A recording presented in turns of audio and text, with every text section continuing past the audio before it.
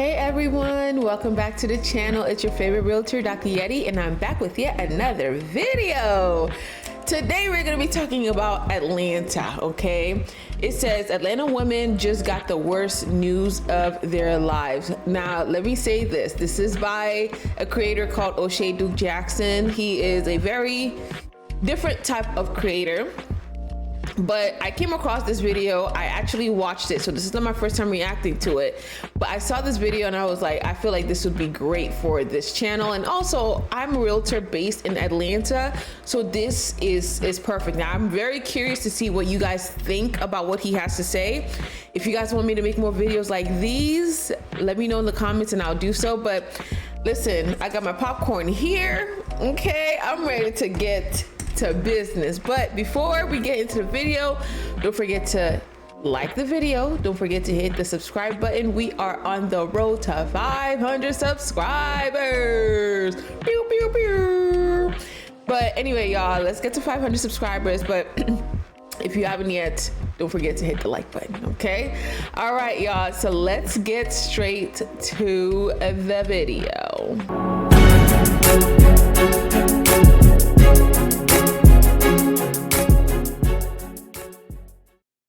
Since the 1950s, Atlanta has been the gem in the South that has allowed Black Americans from all across the country to experience liberty, economic freedom, and success. And with colleges like Clark Atlanta, Morehouse, Morris Brown, and Spelman, it's also the epicenter of Black academic success. And because Atlanta had all of this going on, many people always thought it was cool to be there. But it wasn't until the 1990s, in the rise of Outkast, that Atlanta became an epicenter for hip hop and fashion, and then later on the entertainment industry, that people started to take Atlanta and its metro regions very seriously. And that's exactly what happened. Many people just started to move to the ATL. Atlanta became known for the parties. Y'all remember the Freaknik, the cheap housing, good paying jobs, and a developed metro area. And if you were somebody who was in the entertainment industry, for example, you can make money in Atlanta in ways you would not be able to make in a city like Sacramento or San Diego.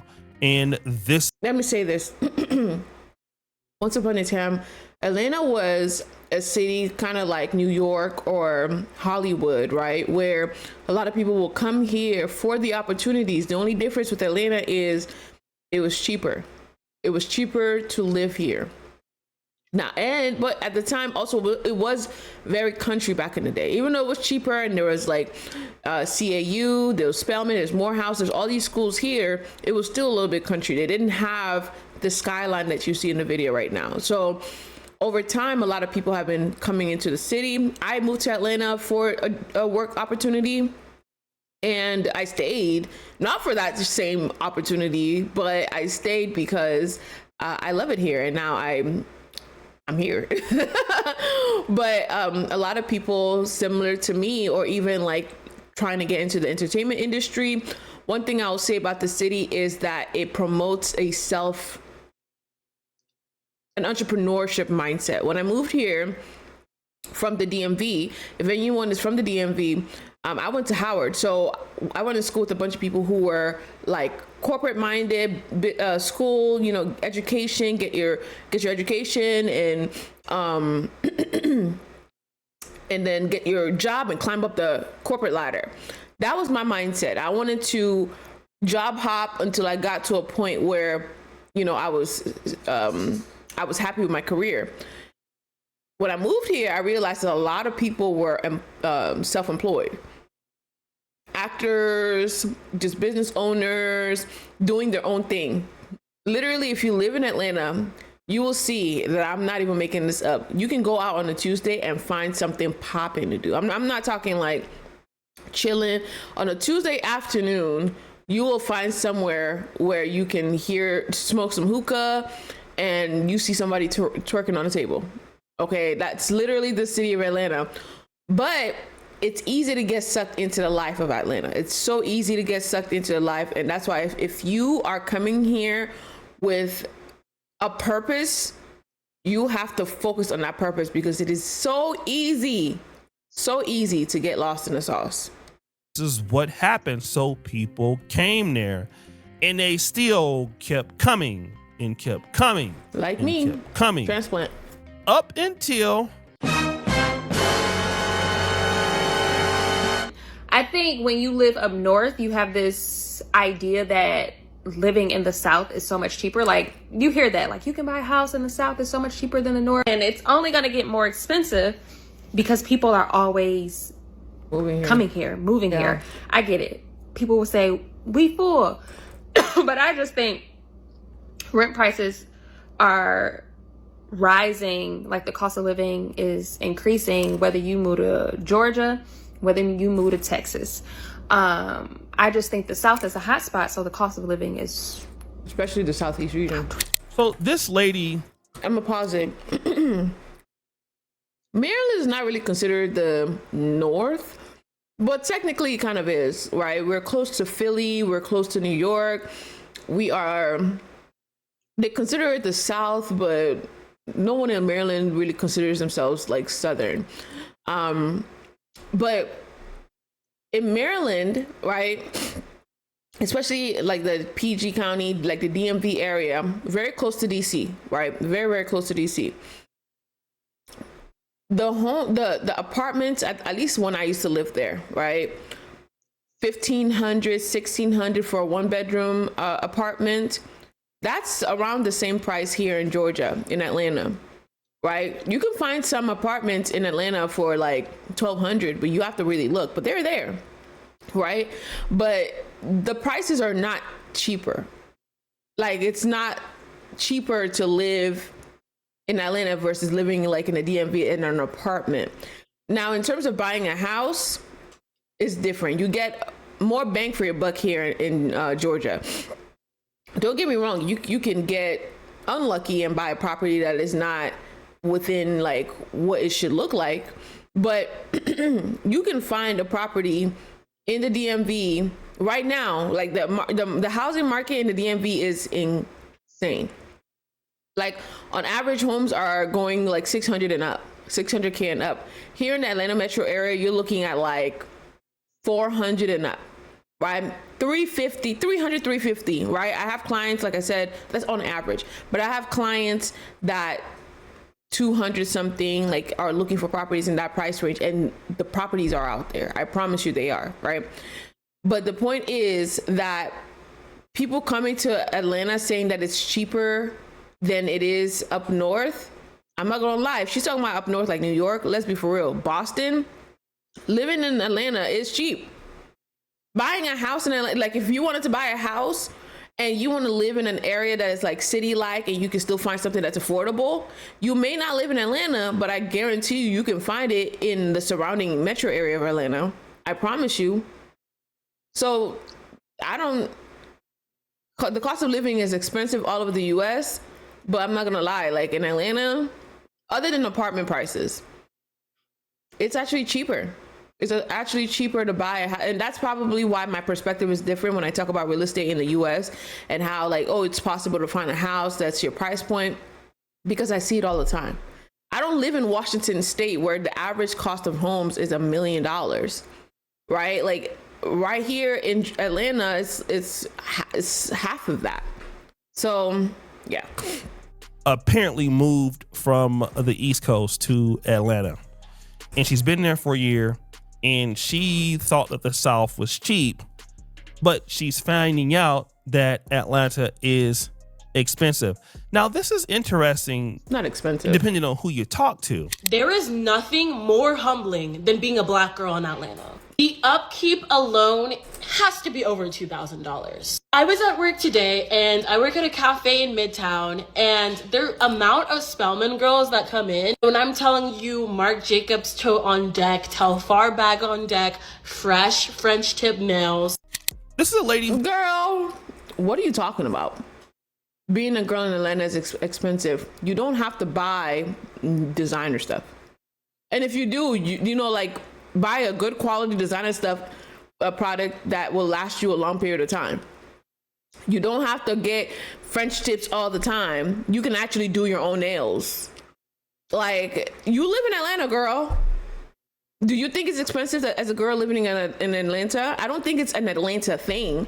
I think it's if you're trying to keep up with the fads, with the trends, you're trying to keep up with the Joneses, then it will be expensive. You trying to get your hair done every day or every other day, getting your nails done, doing all these extra things. Like, you don't have to do that. If you live within your means, by the time you get to the point where you are able to afford those things, it's going to be nothing to you. You need to stop looking at what everyone else is doing. Saying black luxury in Atlanta, what is luxury? What is luxury? I feel like a lot of people have this perspective, like when you go out in Atlanta, right? And like, I'm talking like out there, like outside, right? You see certain things and in your mind, you feel like you have to be like that. You don't have to be like anything. You have to be yourself.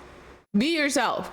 If you cannot afford to get your nails done, if you cannot afford to get your hair done, if you cannot afford the luxury designer stuff that you see, you don't have to buy it. You don't have to do those things. Just live within your means. But to say, oh, it's expensive as a girl to live in Atlanta, no, it's not. You are making it expensive because you are looking at it like you want to emulate these things. You don't have to do any of that stuff. And that's where a lot of people get it messed up, because they're trying to live outside of their means, above their means, because they're trying to keep up with the Joneses. These girls that want to Spelman, when I was in pharmacy school, I had student loans, and those student loans were keeping me afloat. I didn't have to work because of those loans. Who's to say those girls in Spelman aren't doing the same thing? We gotta stop looking at these people like, oh, they have their lives together. Like, just focus on you. Focus on what you got going on. Who has a normal job. She works in Midtown at a cafe, and she always notices, these young black women who go to Spelman. They're rich, $1,000 a month to keep their upkeep up. So she's talking about all of this affluence and wealth that's in the city. But I kind of want to go back to the Atlanta or ATL is expensive part, because this is part of the problem with what's happening in Atlanta. Number one, everybody is moving to Atlanta for an opportunity in something, whether it's entrepreneurship, whether it's the entertainment industry. And what's happening is, because Atlanta has been getting 60,000 new residents a year across the metro, the supply of new housing, especially affordable housing, hasn't kept up. That's not true. If you guys have watched any of my videos, you will know that Atlanta has between 5 and 5 is the lowest, and that only happened 1 month, between 6 and 7 months of inventory. Atlanta has within 6 to 7 months of inventory. That's a lot of properties on the market. New properties being added every single day. Now, I don't think there are any new constructions that are being built as of right now. I think those projects are on pause. But if you're telling me, when I let you know, I'm trying to let you know right now, there are a lot of properties in Atlanta affordable at that as well. They are out there. They may not be upgraded. You may not have the updated appliances, and the flooring may be carpet and all these things. It may be an older property, but it's livable, it's turnkey ready. You can move in tomorrow. They are out there. We need to stop with the narrative there's not that much properties. I promise you, I'm telling you right now, coming from a realtor living in Atlanta, Georgia, there are properties out there. Why? Well, these people who are coming in, well, let's talk about them, right? You have 60,000 new residents per year coming across the metro. So if you're a developer, you're going to prefer luxury apartments, okay? And construction costs have risen sharply since 2020. And we know that because materials were more expensive. They have to pass that cost on to the customer, which is, in this case, your ass. Now, let's talk about people moving from their previous states to Atlanta, okay? Now, I know that there's the OG Cali picnic or something like that happens every year. You got a whole bunch of people coming from Cali, right? Now, if you're from New York, Cali, DC, I'll just mention those, are somewhere in the New Jersey area where, you know, DMV, you're selling your house for a lot more money, especially if you're coming from California, New York. Facts. You sell your house. Boston.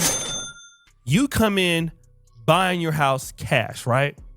What happens is the people who are locally from Atlanta, if they're not balling, they're going to have a hard time competing with you for a price. That's I facts. remember seeing real estate agents just 2 years ago.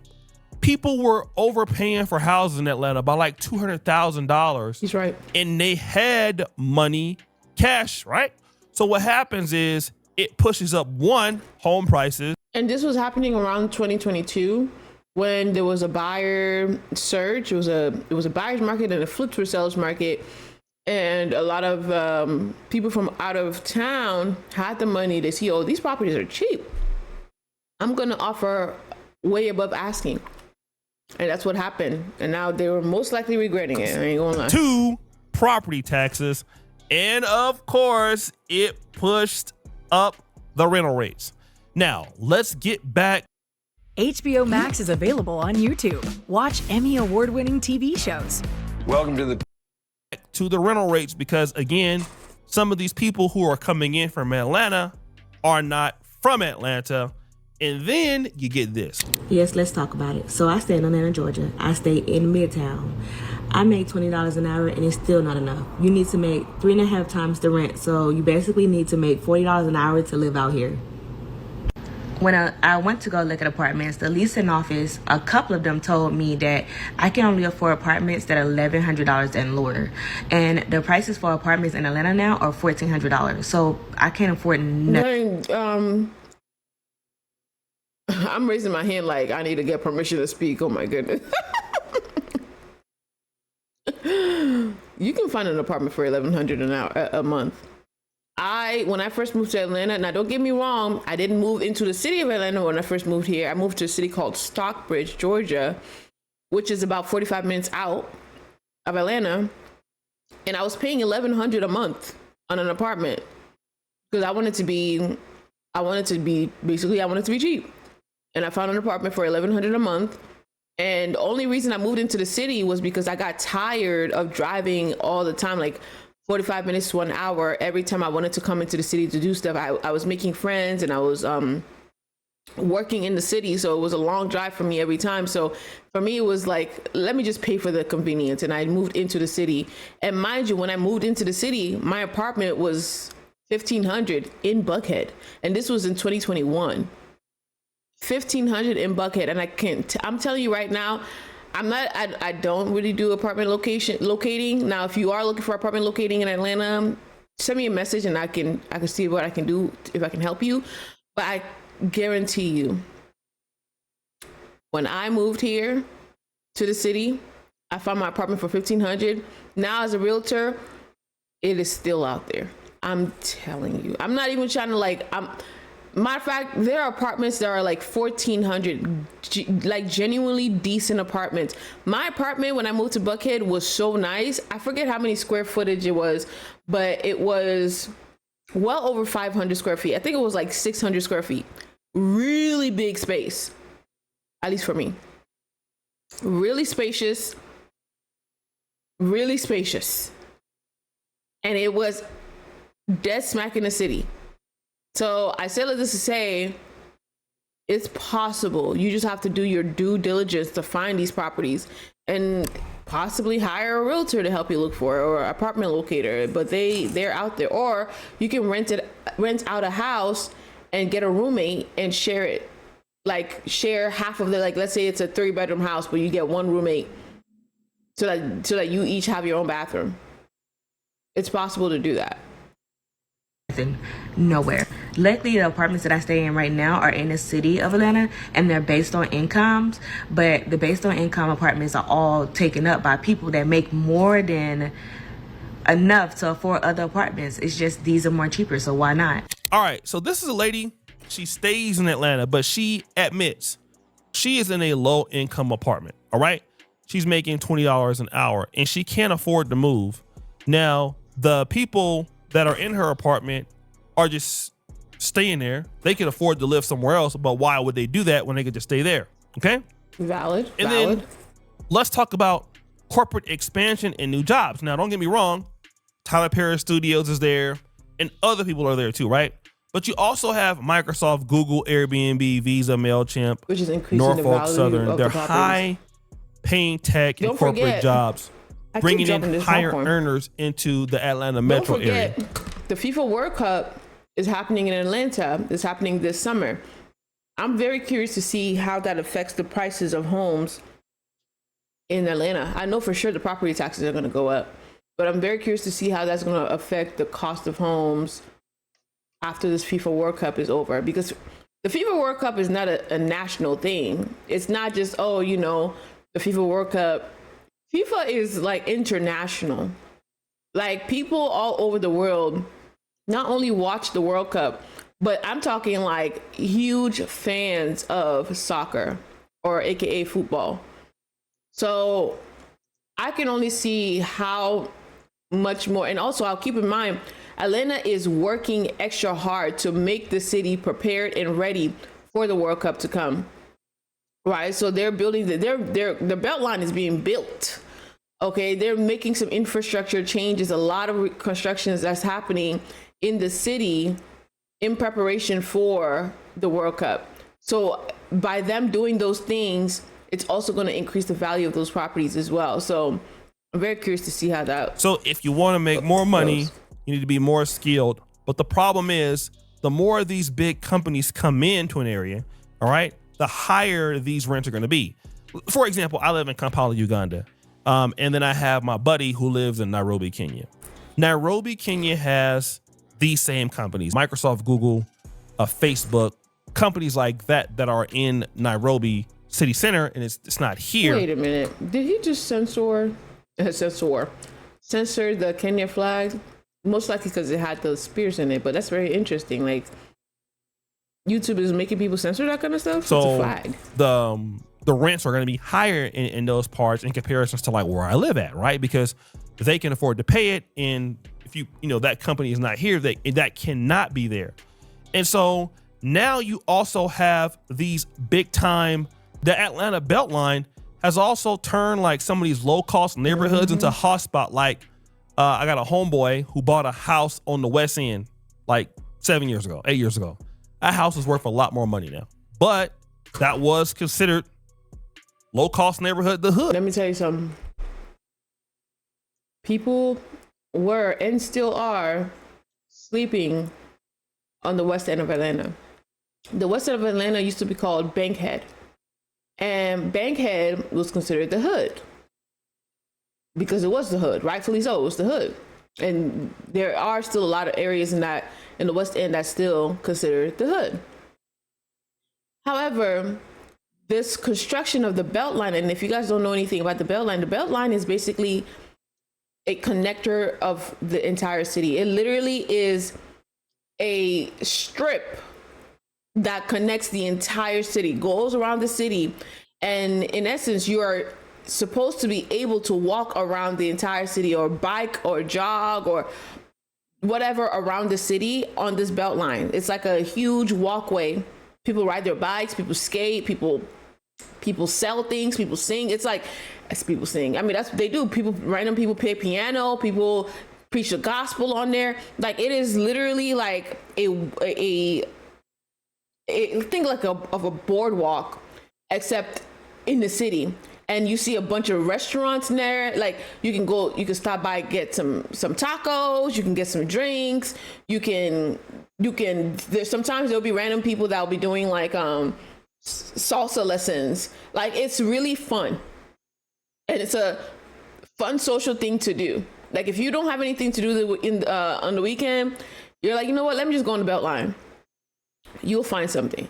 And like, it connects to parks, it connects so many things. And so the West End was one of the last few, or not the last few, the West End of Atlanta was still under construction, right? When I'm gonna say between like when C19 was happening, right? The West End was still under construction. So a lot of people didn't see the vision. They knew about the Beltline, but they did not understand that the Beltline being built caused the properties surrounding the Beltline to go up in value significantly, right? So if you purchase a home on the West End, let's say 2019, 2020, and you purchase a home on the West End, you probably got it for like $70,000, $100,000, right? Depending on the type of property, depending on how much work it needs to be in it, maybe $200,000. I guarantee you right now, if you decided to sell that same property, right? Let's say you didn't do any type of work on it, right? From 2019 to now, it probably went up at least $50,000 without any work being done on it. Let's say you did do some work on it. You did put in some work, like let's say you fixed some things up, you upgraded it, or all that. You can probably sell that house. Let's say you bought it for $100,000. You can probably sell that house for $300,000. I'm telling you right now. And mind you, $300,000 is like a nice, you know. So now I don't know if you would be able to buy it for $100,000. That's kind of like, but yeah, that's how important the Beltline is. So right now, the Beltline is being built. The World Cup is, not the World Cup. Yeah, the World Cup is coming. So it is significantly, so the West End, which was called the Hood, is now essentially gentrified because of this Beltline being built, all these restaurants being built, right? All these things that are happening in the area that's causing the property value to go up significantly. Good. Not anymore. All right. Now you get all of these people investing, moving in first. And then now here's what the real problem is. These big firms like BlackRock, who's like the biggest financial firm out there. If you guys have heard of like Fidelity or Charles Schwab, BlackRock is bigger than all of them. So what's happening is them and other private equity groups, they just come in and buy tens of thousands of metro. We've already debunked this. Yes, a lot of investors are purchasing homes, single family homes in Atlanta or in the US. But we discovered that majority of those investors are mom and pop folks. It's not like major investment firms. And about 1% of those investors are companies like BlackRock and major investment companies. So this is not true at all. And granted, I'm not expecting him to know all this. He lives, O'Shea lives in Uganda, like he said. And also he's not like a realtor, so I wouldn't expect him to like have for Atlanta homes, you know, and they've done it after 2008 crash. They hold on to them and then they turn them into rentals and just keep raising the rates aggressively. All right. These property tax hikes, and you get Atlanta becoming a lifestyle city like LA, like Miami. It's always been a lifestyle city. And then what happens is it's down bad, right? But then what happens is, you know, well, one made me grateful that I'm here surviving, but two, it also made me realize like a lot of people are struggling behind closed doors, and it's just rough for everybody. Everybody's penny pinching, everybody's, you know, denying themselves certain luxuries. Like it's really, really hard out here, and who knows when it's gonna get better. So this lady is talking about that there's 70,000 evictions that were filed. This was just not too long ago. Wow. And then this. You can't do anything out here. You can't find a car, can't find a decent job, you can't pay your wages. It's just like it's always I'll be something. honest though. I'm not gonna lie. I'll be very honest. Atlanta has a lot of job opportunities. I remember I told you earlier earlier in this video that a lot of people in Atlanta are business minded. They're focused on creating their own businesses, self-employment, all these things. So when they do get hired, and I'm telling you this from experience. Now, this is not for everybody, but this is for a lot of people. When those people do get hired, they don't do a good job. They literally don't care about their jobs. I don't know why it is. And I remember when I first moved here, I was so irritated and annoyed. Like, you can't hire anyone to do something and they do it right. I'm working with an investor right now who we were having a conversation. He was telling me, oh, if you wanted to, if I found him a property that was a fixer upper that needed a lot of work, I would have to have a team behind me of contractors who I can vouch for, and I have to manage the work that the contractors are doing. And I had to be very honest with him. Like, I've worked with numerous contractors in this real estate world, and none of them have been consistent. I'm not saying they're not out there, but I'm telling you from my experience, the contractors that I've worked with, none of them have been consistent at all. And I would love to work with contractors. I would love to. So I had to tell them, like, hey, I can find you a property, but it's most likely not going to be that much work needed for it, because I don't have a team that I can vouch for, that I can say, hey, they are going to actually put in the work that they claim to do. It's sad out here. I'm telling you, there are a lot of job opportunities out here. Now, they may not be like the highest paying jobs. There are a lot of high paying jobs here as well.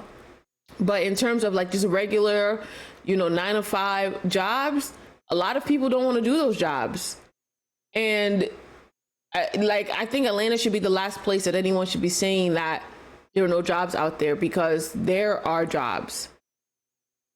Now, you can be in the comment. Let me know in the comments if I'm wrong. I'm not in the job market. I'm a realtor, so I'm not in the job market, so I can't really speak for you guys. But let me know in the comments. Am I wrong? Let me know in the comments. Now, granted, you need to look within to see if you are the kind of person that actually will put in the work and do what you have the integrity at work to actually do your work correctly, and not just go to work just to get paid.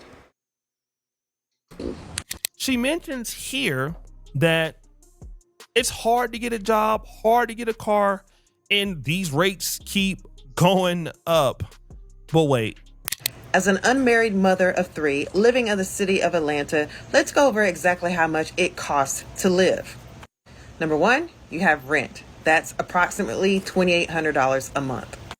Then you have your utilities, which includes gas, light, water, and internet. All that totals to about $600 a month. Next, I have our cell phone bills. That ends up being about $250 a month. My personal car note. I'm gonna pause it right there. Why are you guys' phone bill so high? I need understanding of this. I have 2 phone companies. I have one with AT&T and one with Xfinity Mobile. AT&T one, I'm paying like $150 something a month for it. Mind you, that $150 something is for 4 lines. There are 4 people on that phone line. And I've had this for almost 3 years now. And you can get upgrades, everything, unlimited data, unlimited talk, all that stuff. My Xfinity line, I'm paying $20 a month for that. And if I wanted to, I don't have unlimited data and all that stuff, but if I wanted unlimited, $40 a month. Unlimited data, unlimited text, unlimited calls, $40 a month. And it's a decent service. So why are y'all paying $200 a month for a phone line? I don't get it. Maybe you guys have like installment plans that you guys are paying for your phone. It's $800 a month, and I pay about $200 a month for insurance. This is an unmarried mother of 3 kids having all of these expenses every month. Like, I'm a single guy. I make a pretty good income. I could technically afford to pay $2,800 a month. My rent is not even 30% of 40% of that. I lived in Poland when I was making the most money of my life. And at that time, I had to be paying no more than $700 a month for my rent. And you're talking about a woman that's spending $2,800 in a month. And when you add up all of these people that are talking about the problems in Atlanta, you notice one thing. They're all women. Woo! know. Fast forward. O'Shea, you know what? Let's just let the video play. When you see all of these problems that are happening in these cities, Miami, Atlanta, and you have these women who are living in these cities, going to these cities if they're from a smaller town, you know, they're trying to get an opportunity, whether that's a relationship opportunity or industry opportunity. And for whatever reason, if that if you decide as a woman to come to Atlanta for a relationship opportunity, you set yourself up. No, I'm not saying it's impossible. Trust me. I've found a lot of great couples here in Atlanta, like great God-fearing couples.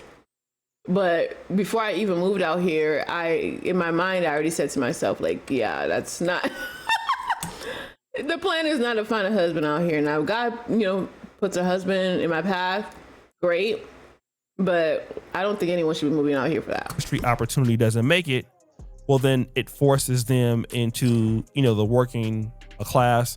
I was watching one video of a young lady who she had moved back to Liberia, and she had a child, and then now they're back living in Atlanta, and she was afraid because she didn't understand, you know, the job market was different, and so a lot of these women don't have men, okay, and they don't have families, and they're in a city in which they're seeing so many women out here. I think this conversation kind of took a very odd turn, but let me know what you guys think about this in the comments. If you guys want to see the rest of what he has to say, I'm gonna link it in the description. But let me know what you guys think about this. Would you move to Atlanta based on what he's saying? Like I said, as a realtor here, I think Atlanta is probably the cheapest place to live if you want to still also have fun and buy a place to live and like live and still have a life of a very comfortable life, right? I used to hate it here. I did. But living here and understanding that life is literally what you make it, I love it here, right? You can find your tribe out here, right? And if you want to live in a city where it is affordable, but you also have things to do out here, it's fun, but also you can have a lane where it's calm. Like if you want a calm, chill life, you can have that. When I lived in Buckhead, I literally was in my apartment a lot of the time. I was relaxing in my apartment complex, had like a nice pool, it had a nice gym, and I was relaxing most of the time, right? When I got saved, you know, now I have like my church buddies, like the people that I go to church with all the time, people that I fellowship with, people that I go hiking with.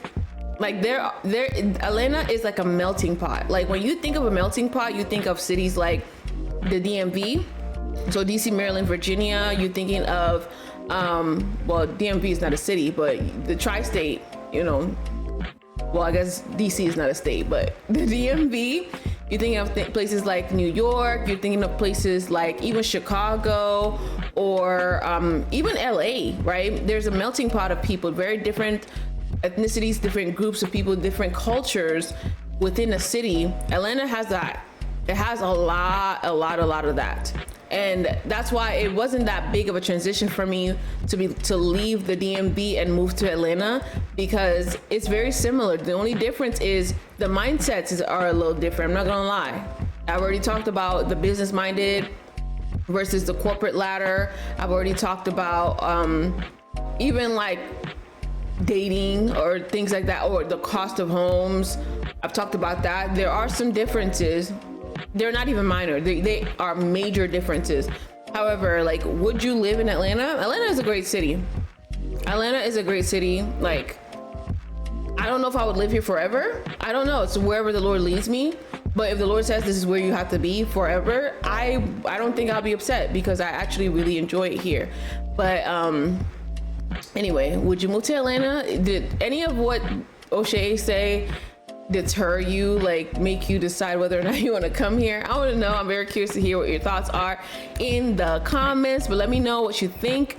Don't forget to like the video. Don't forget to subscribe to the channel. We are on the road to 500 subscribers. Pew, pew, pew. Yeah, so 500 subscribers. And yeah, I love you. And remember, God loves you even more. Bye. And I'll see you in the next one.